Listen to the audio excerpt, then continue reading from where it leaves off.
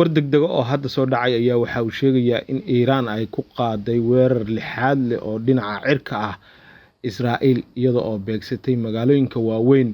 ee Israa'iil sida magaalada Tel Aviv ee caasimadda Yuhuudda iyadoo halkaasi la sheegayo in dhammaan dadka Israa'iiliyiinta ah madax iyo minjaba ay caawa dhulka hoostiisa ay ku wada jiraan halka kuwii waayay goobaha difaaca ama dhulka hoostiisa ay qodanayaan godad hor leh oo ay ka galayaan gantaalada ay soo tuurayaan ciidamada Iiraan. magaalada Tel Aviv oo warbaahintu ay si toos ah uga soo waramayso ayaa markii ay soo dhaceen gantaaladii ugu horeeyay ee ka yimaaday dhinaca Iiraan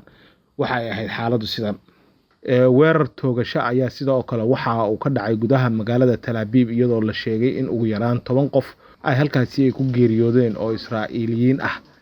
tira kalena ay ku dhaawacmeen halka Israa'iil ay sheegtay in la toogtay mid ka mid ah 2 nin oo weerarkan fuliyay.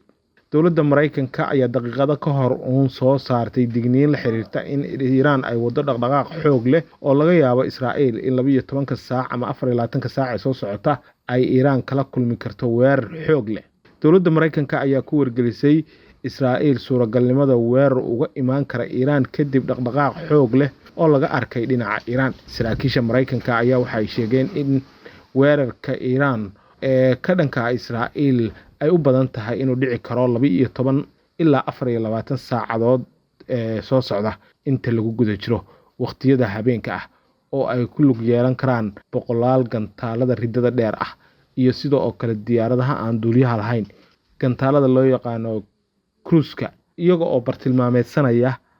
bartilmaameed ka dhiganaya xarumaha militariga sirdoonka kuwaasoo inta badan ku yaala magaalada Tel Aviv ee dhulka ay haysto Yuhuudda sida laga soo xigtay wakaaladda wararka ee Reuters. Israa'iil ayaa markiiba waxay qaaday tallaabooyin degdeg ah oo uga hortagayso weerarka dhinaca Iiraan ay ku soo qaaday si dhaqso ah markiiba Israa'iil oo u muuqata inay si dhab ah u qaadatay digniintan uu soo gaarsiiyay Mareykanka ayaa qaaday tallaabooyin lagu sheegay in looga hortagayo laguna xoojinayo difaaca Israa'iil kadib markii taliska dhexe ee ciidamada Israa'iil ay soo saareen xayiraad dhinaca magaalooyinka waaweyn oo ay ka mid tahay Tel Aviv ama caasimadda iyo bartamaha dhulka Israa'iil ay haysato halkaasoo lagu wargeliyay dadka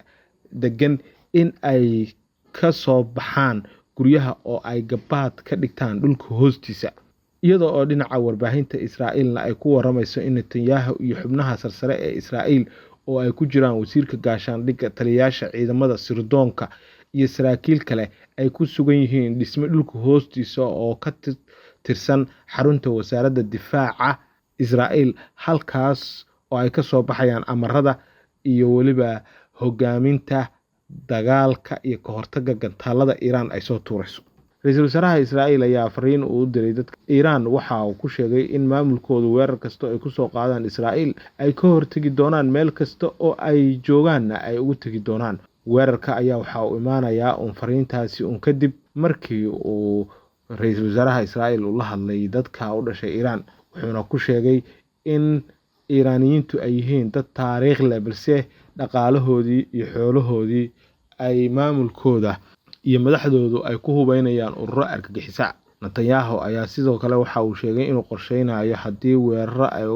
ay ku soo qaado Iiraan inay beegsan doonaan xarumaha nukleerka iyo waliba gantaalada ee Iiraan taa oo khasaaro weyn noqon karta dhinaca Tehran iyadoo oo xilligan ay soo baxayso in